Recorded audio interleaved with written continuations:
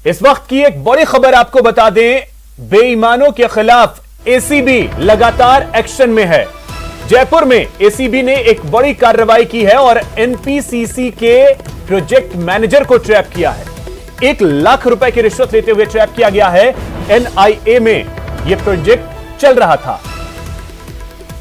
तो यह बड़ी खबर राजधानी जयपुर से एसीबी ने एक बड़ी कार्रवाई की है। सौरभ हमारे सहयोगी अधिक जानकारी के साथ जुड़ गए। सौरभ, क्या जानकारी है, कैसे यह कामयाबी मिली? एसीबी ग्रामीण की ओर से कार्रवाई की गई है और वो भी राष्ट्रीय आयुर्वेद संस्थान में ये कार्रवाई की है, जहां पर एक कंस्ट्रक्शन कार्य जो है वो चल रहा था।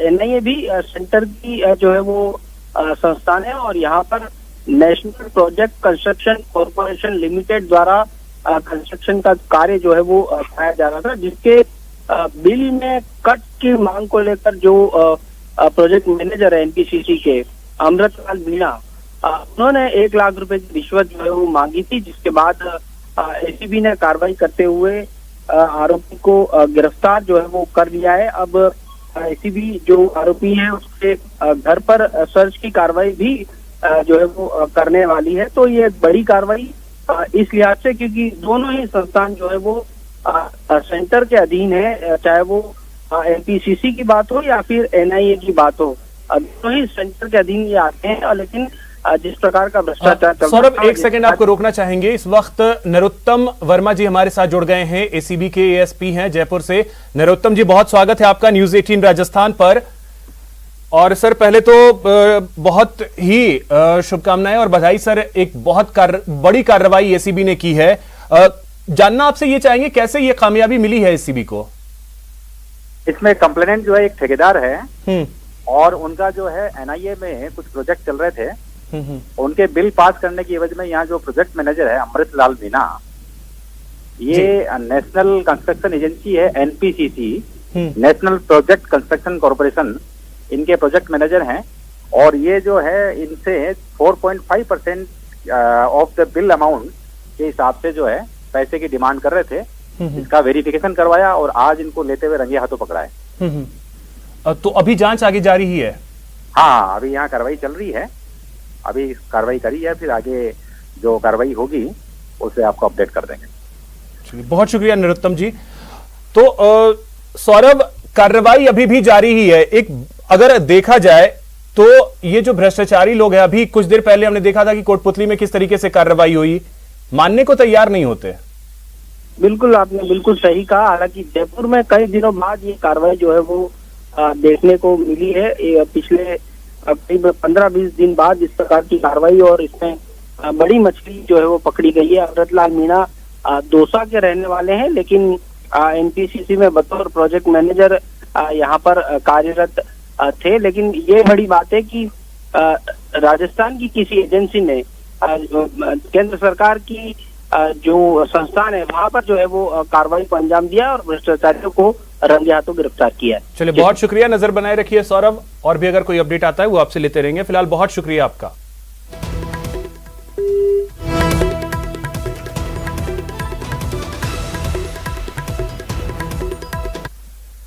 तो वहीं कोटपुतली में भी एसीबी ने एक बड़ी कार्रवाई की है। यहां पर 15,000 रुपए की रिश्वत लेते हुए धर दबोचा है एक पटवारी को। देवता हल्का पटवारी को रंगे हाथों गिरफ्तार किया गया। डीएसपी कार्यालय में पटवारी को ले जाया गया और आपको बता दें कि विजय सिंह मीणा के नेतृत्व में यह कार्रवाई की गई। तो रंगे हाथों पकड़ा गया एक पटवारी को 15,000 रुपए की रिश्वत लेते हुए कोटपुतली में।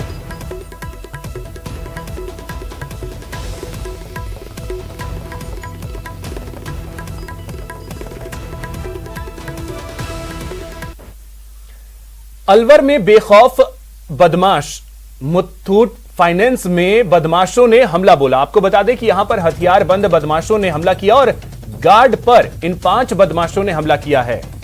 कर्मचारियों से लॉकर की चाबी मांगी।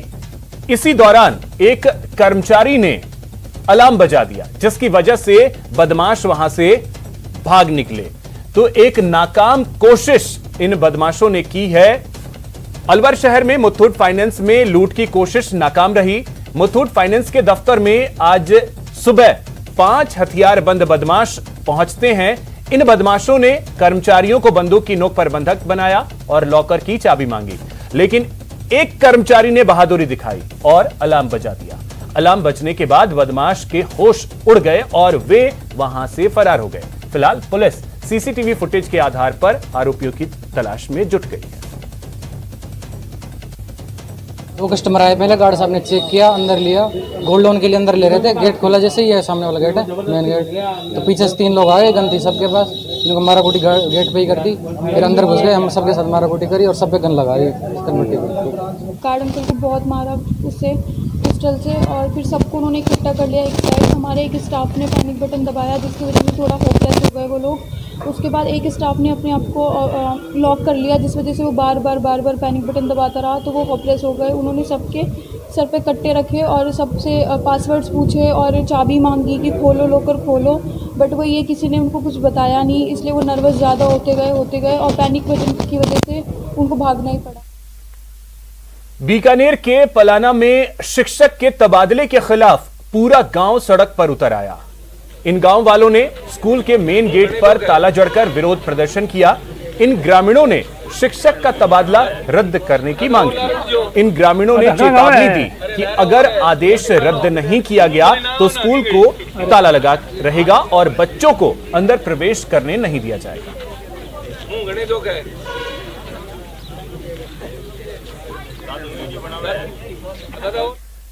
बीकानेर में करंट से गौवंश के मौत का सिलसिला थमने का नाम नहीं ले रहा है। इन हादसों से बिजली विभाग कोई सबक नहीं ले रहा है। ताजा मामला देशनोक के वार्ड नंबर 13 और 18 की सीमा पर सामने आया, जहां लूणिया नाहटा मोड़ पर बिजली पोल में करंट आने से सांड की दर्दनाक मौत हो गई। मौके पर इकट्ठा भीड़ ने बिजली विभाग और जनप्रतिनिधियों को खूब खरी खोटी सुनाई। पुलिस टीम ने समझाइश कर लोगों को शांत करवाया।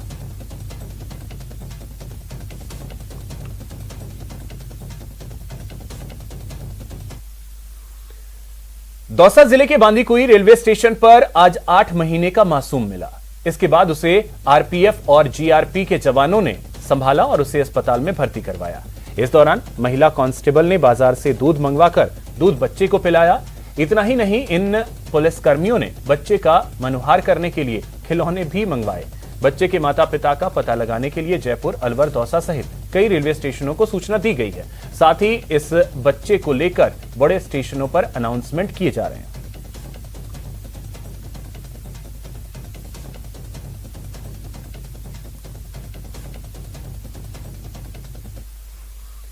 अब बात थाने के सामने हाई वोल्टेज ड्रामे की। यह मामला भरतपुर के बयाना कचहरी परिसर का है, जहां एक शराबी युवक ने पहले शराब पीकर खूब हंगामा किया और फिर ब्लेड से अपना गला और हाथ पैर काट लिया। इतना ही नहीं, हाथ पैर काटने के बाद खून से लथपथ शराबी युवक थाने के सामने लेट गया, जिसके बाद सैकड़ों लोग वहां इकट्ठा हो गए। काफी देर तक लोगों का मजमा लगा रहा। इन्हीं में से कुछ लोगों ने खून से लथपथ और बेहोश पड़े युवक को अस्पताल में भर्ती करवाया, लेकिन बताया जाता है कि शराबी वहां भी नर्सिंग कर्मियों को गच्चा देकर फरार हो गया। जानकारी के मुताबिक शराबी युवक बयाना थाना इलाके का ही रहने वाला है। लोगों का कहना है कि युवक मानसिक रूप से थोड़ा कमजोर है और शराब का आदी है।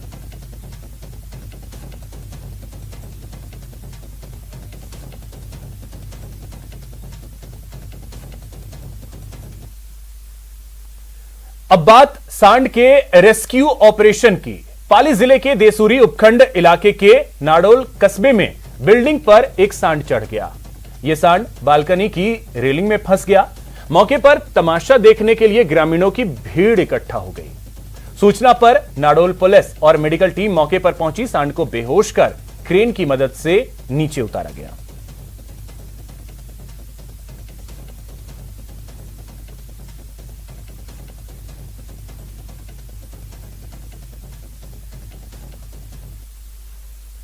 पानी संरक्षण को लेकर न्यूज 18 राजस्थान की पानी के लिए परंपरा बचाओ अभियान का कारवां निकल पड़ा है। शहर शहर, गांव गांव, ढाणी ढाणी, हर उस जगह पीने का पानी सहेजने के जतन किए जा रहे हैं। आप भी इस अभियान से जुड़िए और मरुधरा को जलधरा बनाने की ओर कदम बढ़ाइए।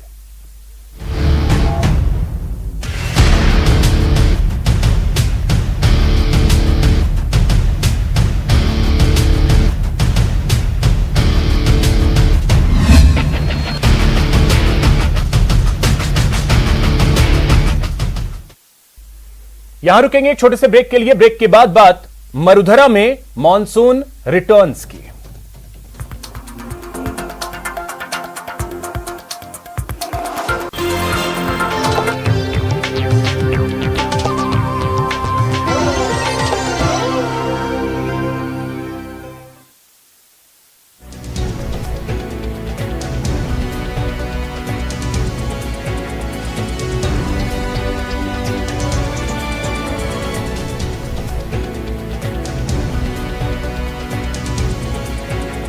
कितने भी अनाप शनाप दाम बढ़ा देगा।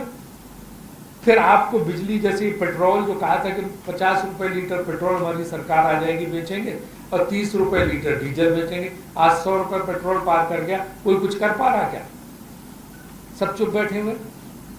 कहाँ गया वो वादा कि 50 रुपए? वैसे ही बिजली जो है अगर ये कह वो बढ़ा देगा कि सब 20 रुपए यूनिट हम देंगे, एक एक आदमी के घर में 10-10 हजार रुपए का बिजली बिल आएगा। आप क्या कर पाओगे? बिजली काट देंगे वो प्राइवेट वाले। वो तो मानती नहीं इस मामले में, तुरंत बिजली काट देते हैं। आपका जो करना, तो ये जो इनका है कि एनटीपीसी बेच देंगे, एनएचपीसी बेच देंगे, एनएलसी बेच देंगे, जितने ये पब्लिक सेक्टर 8000 किलोमीटर गेल की पाइपलाइन तो गैस जाती है, इसकी 8000 किलोमीटर पाइपलाइन आप बेच देंगे। जो ये गैस सप्लाई होती है सब जगह, जिससे आपके सिलेंडर भरे जाते हैं, जो फर्टिलाइजर के भी काम में आती है, खाद कारखानों सबके लिए राष्ट्रीय फर्टिलाइजर निगम लिमिटेड है, उसकी खादें बनती है। ये आप बेचने की बात कर रहे हैं, प्राइवेट हाथों में चला गया। राष्ट्रीय सुरक्षा को कितना बड़ा खतरा।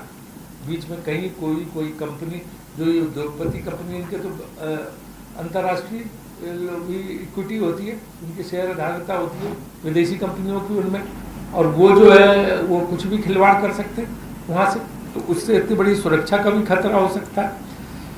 4000 किलोमीटर इंडियन ऑयल कॉर्पोरेशन एफसीसीएल की पाइपलाइन जहाँ से तेल आता, वो पाइपलाइन भी 4000 किलोमीटर ये लोग बेचने के जुगाड़ में है।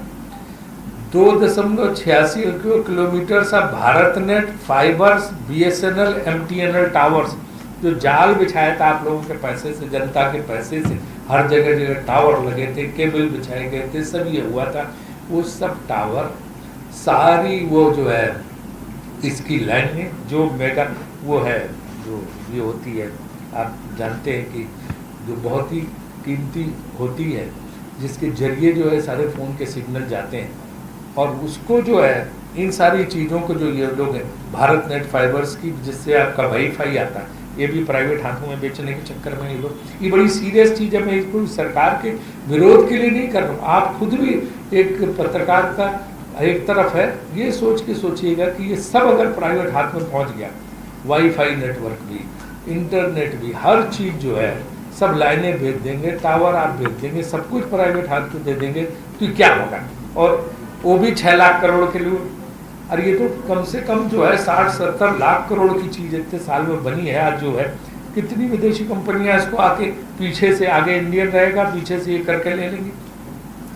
210 lakh metric tonne food storage, मतलब ये राष्ट्रीय खाद्य निगम सब खत्म, फूड कॉर्पोरेशन ऑफ इंडिया और जितने ये बने हैं ये सब मेट्रिक टन, जो इतने दोनों में जगह जगह आपने देखा भंडारण निगम सब जगह ही बने, ये सब बेचने का इनका जो है 210 lakh metric tonne food storage की जो कैपेसिटी है, जो क्षमता है, ये भंडारण भी ये सब बेचने के चक्कर में है। 160 कोल माइनिंग प्रोजेक्ट्स, जो कोल इंडिया हर समय जब प्राइवेट उसमें ये हो जाता है तो कोल इंडिया ही सप्लाई करती है कोयला, जो घर घर में अंगीठी में जलता, कहीं जलता, सब जगह कोल इंडिया ने देश को बचाया हुआ।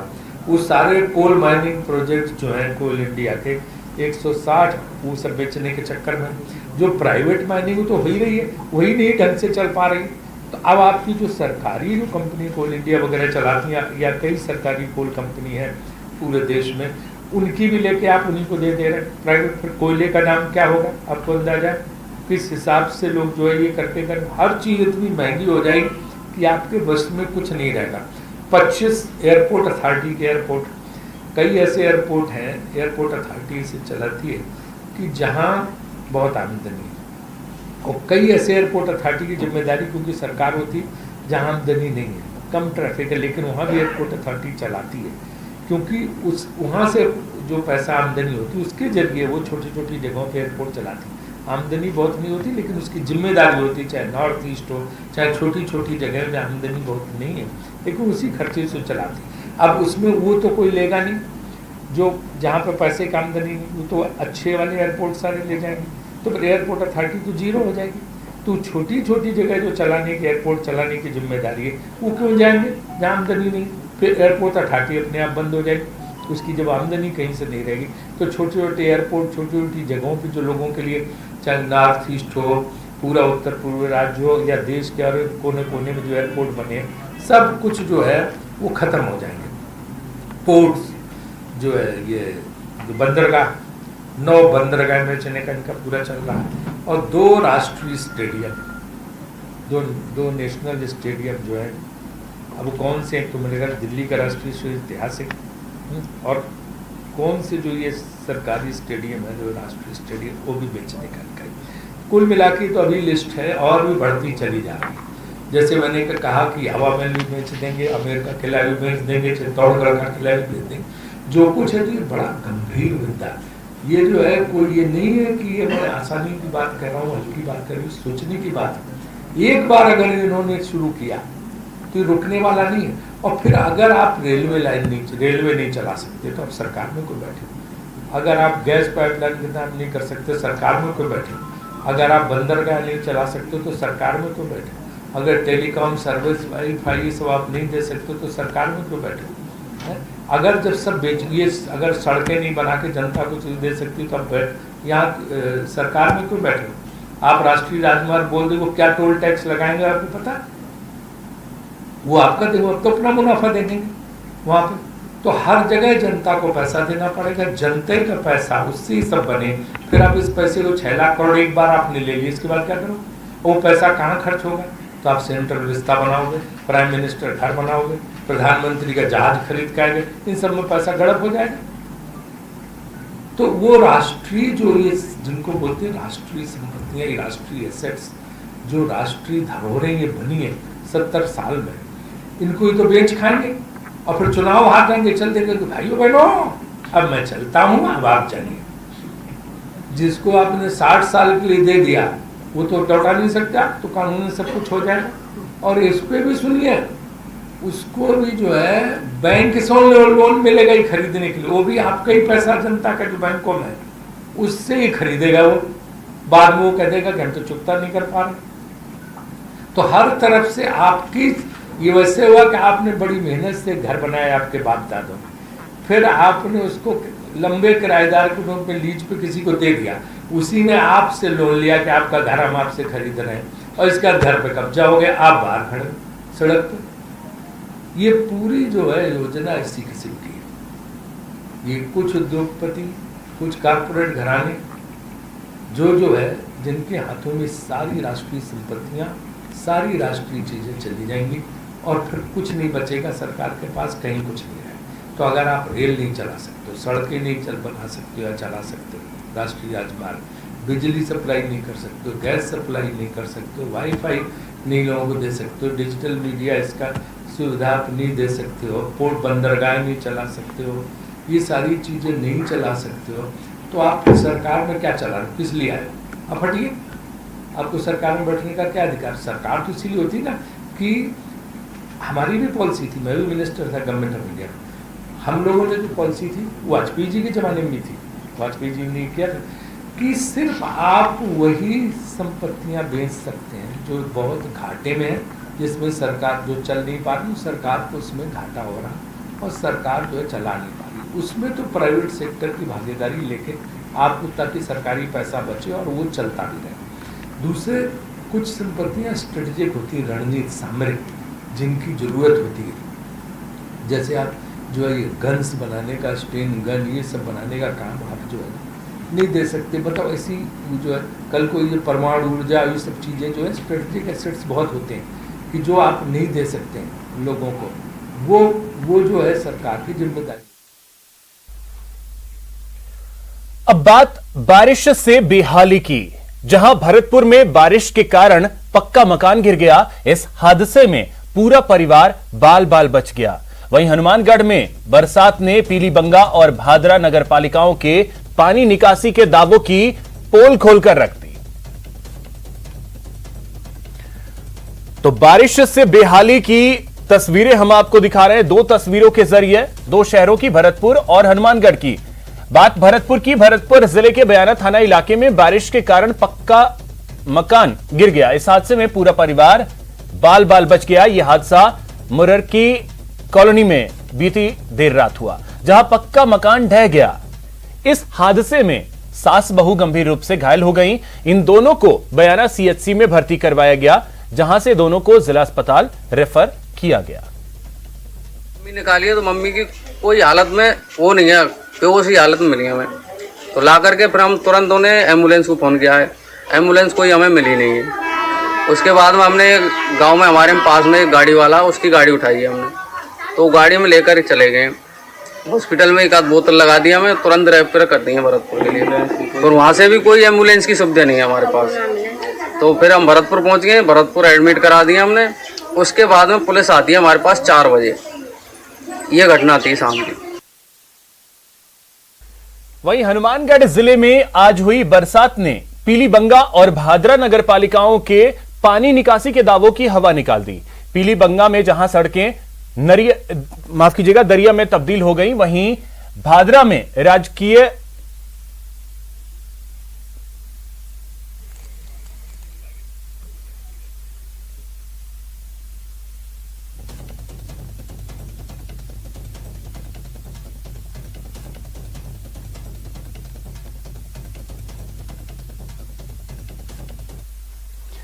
आज इंटरनेशनल क्लाइमेट समिट को संबोधित करते हुए रिलायंस इंडस्ट्रीज के चेयरमैन मुकेश अंबानी ने कहा कि इस समिट में बोलना मेरे लिए गर्व की बात है।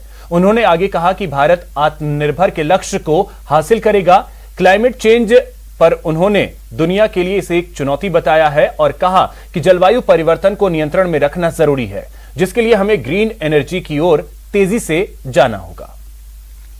Summit is taking place against the backdrop of a historic announcement by our most respected Prime Minister, Shri Narendra Modi ji, on August 15th.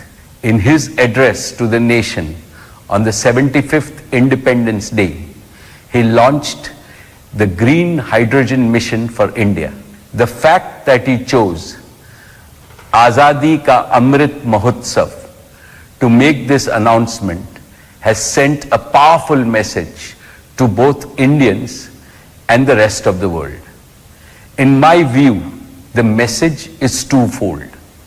One, India is determined to achieve Azadi from dependence on fossil energy and become Atmanirbhar in new and renewable energy.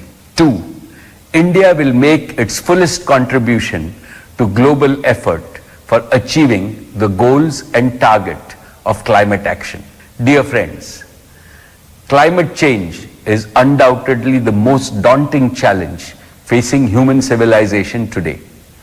The world is witnessing with alarming frequency the disastrous effects of global warming.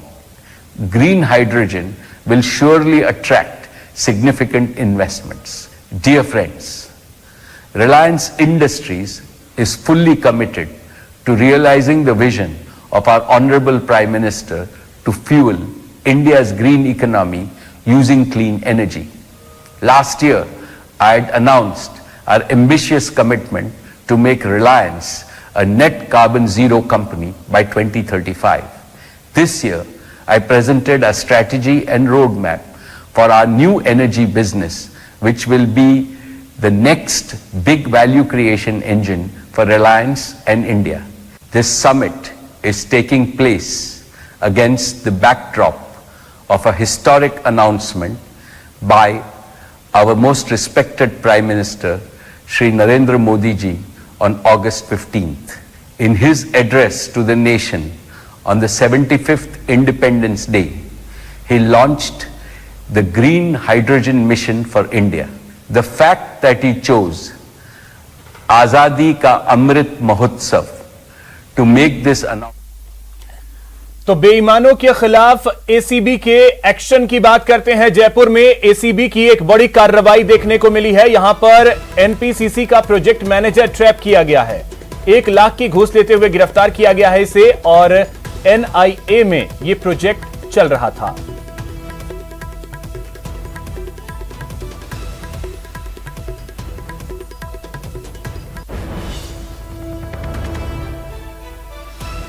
तो ये तस्वीरें हम आपको दिखा रहे हैं सीधी इस वक्त की। एसीबी की कार्रवाई इस वक्त भी जारी है। एनपीसीसी का मैनेजर ट्रैप किया गया है। प्रोजेक्ट मैनेजर 1 लाख रुपए की रिश्वत लेते हुए दबोचा है एसीबी ने घूसखोर प्रोजेक्ट मैनेजर को।